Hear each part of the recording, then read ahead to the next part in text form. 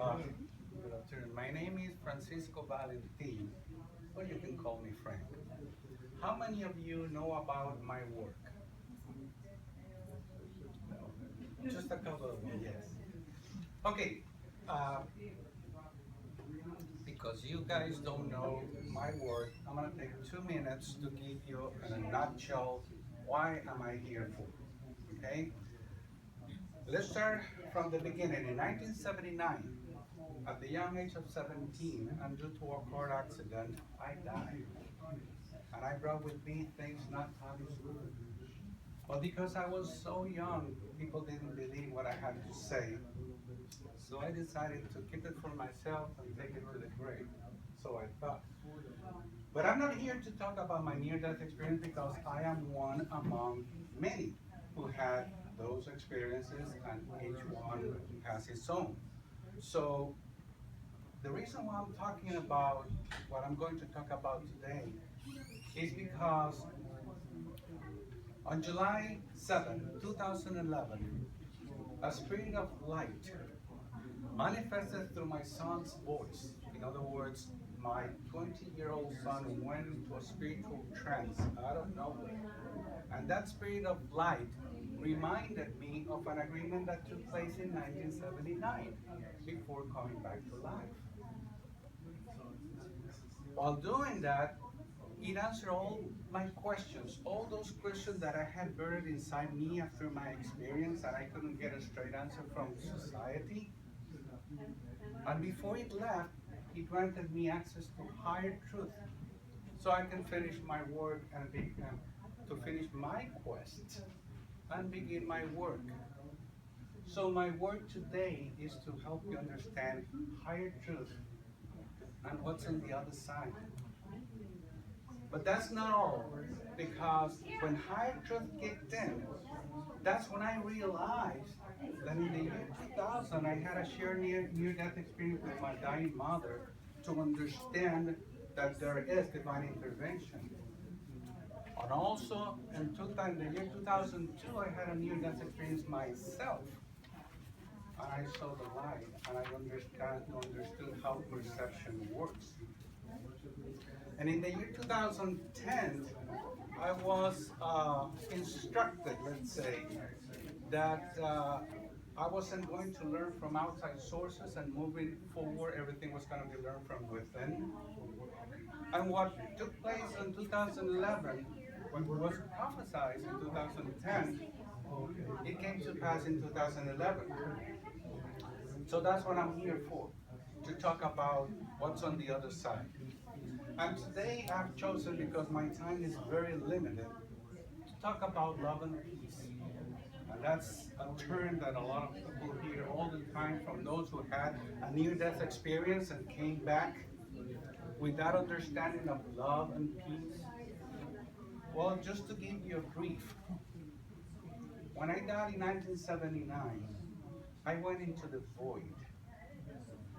Not the void that people know out there, out in the cosmos. It's the void within, where everything takes place. And I was surrounded by love and peace. I remember feeling those beings around me, bathing me in love and peace. I couldn't see anyone because I was in the void. I know that I was myself. I didn't become the spirit of a soul or anything like that. I knew I was myself. I knew I was still Francisco Valentin, but without a physical body. So I had that enough consciousness to realize who I was. And also enough consciousness to know what was that, what I felt, and what I was based on, which people call love and peace. But also I felt a greater presence, much, much, much greater presence, which I couldn't see, but I was able to identify. Some people call it God, but it's not the God that people are used to perceive or to understand based on our teachings. And when people ask me, how did it feel? What type of love is that? How can you explain that love? For those who have had near-death experience, most of them, if not all of them, when they address the subject is addressed, they cannot actually explain it because there are no words to explain that type of love. It is a love that does not belong to earth because the love that we know is conditional love. And peace is a lot of time misunderstood because when I felt that love and that peace, it was so profound that I couldn't determine which one was which. Love became peace, and peace became love. So, if you ask me to explain how did it feel, try to explain a 5-year-old. How does it feel to have a broken heart? No child will be able to understand or even get closer to the experience that someone has when someone has a broken heart. You can try to explain as much as you can, but you will not find any words. Now, when the child goes through the experience that most of us have of having a broken heart, then they'll know. And then ask him to try to explain it to a 5-year-old, they can't explain it. They can't. Now, I am not putting you guys down saying, no, you don't know what love is, and I do. That's not the way it works. What I'm trying to explain to you is that there is a love and a peace that is much, much greater and more profound, more profound than what people understand it to be. So don't hold on to love and peace here on earth when you know that there's something greater out there. And then again, not to put you down, but to make you understand that, for instance, one of my teaching is do not fear death, because death does not exist. It's just a word. It's just a principle. It's just a definition that humanity has put on here for people to understand that someone will no longer be here. But that's not true. Do not fear death, because death is only a transition, because you are souls, and that's our true nature. In fact, a few minutes ago in one of the early presentations, someone, I think it was Howard, he mentioned that we are spirits having a human experience. You know what I learned from all my experiences? That we are spiritual beings experiencing life through the senses. If you think about it, our definition of love and peace is based on our senses. What we learn, what we understand, what we have perceived. My definition of love may not necessarily be the definition that you have of what love is. To me, love can be a bliss. For you, it can be pain, suffering, grief. You see? So everything is tied up to our senses. That's how we, as spirits, experience life here on earth, through our senses.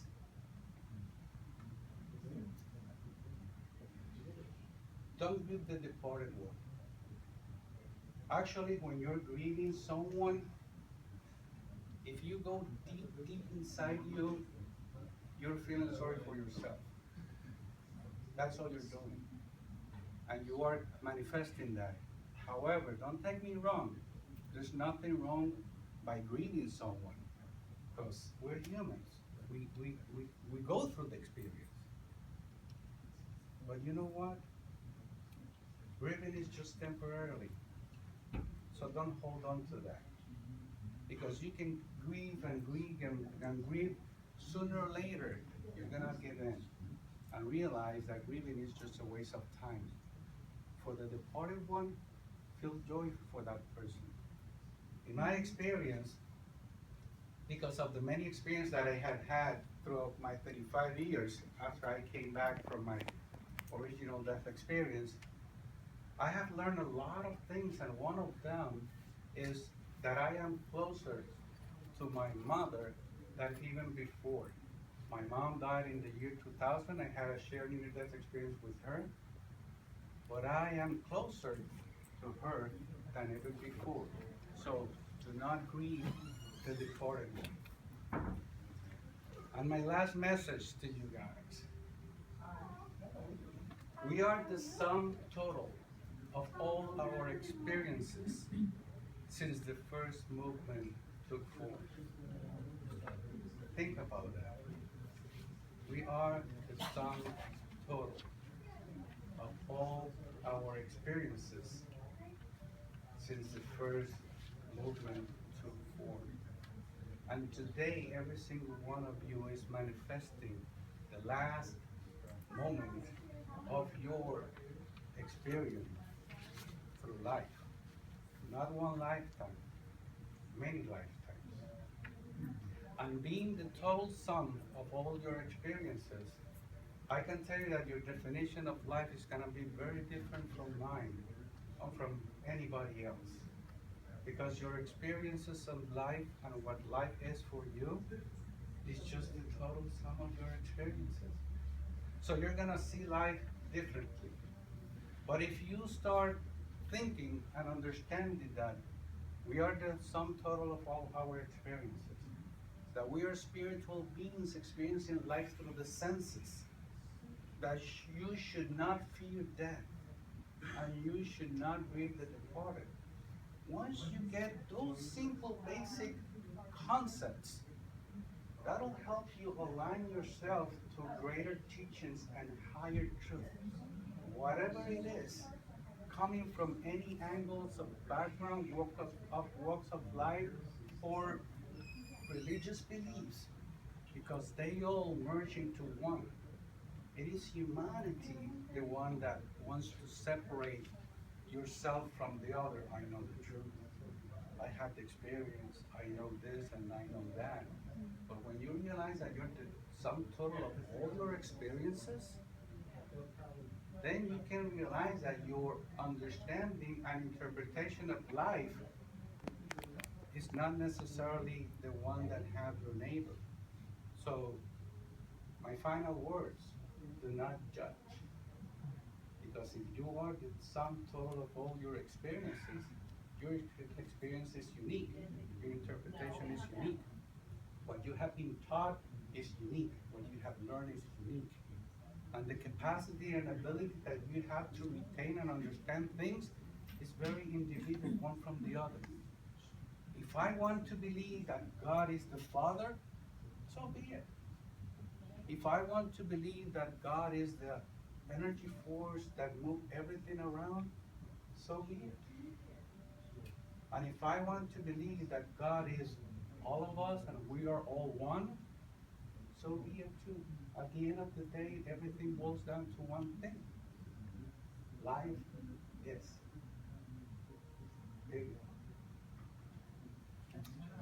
Any questions? Yes. I was just, when you said you're closer to your mom now, could you describe it briefly, or what Yes. you mean by that? I mean, I know what you mean by that. How It is a long story, and it's very profound. But because I understand principles that before I couldn't, I have learned to tune in into that spiritual realm. Because I don't know how much you know about the spirit world. I'm not a psychic. Let me put it that way. But I can tell you one thing. A soul, when it's manifesting into the physical world, has to lower its vibration level so it can have access and manifest through matter at different levels. But hey, you gotta go up to it. You gotta meet at a certain level. If I'm stuck here on earth thinking that I don't believe this and I don't believe that, trust me, no one is gonna, I won't be able to make contact with anyone. But if you tune in into your inner self, inner soul, And you, for example, if you lost a loved one, think about that person. Get the feeling, get the intent, try to connect. Sooner or later you will.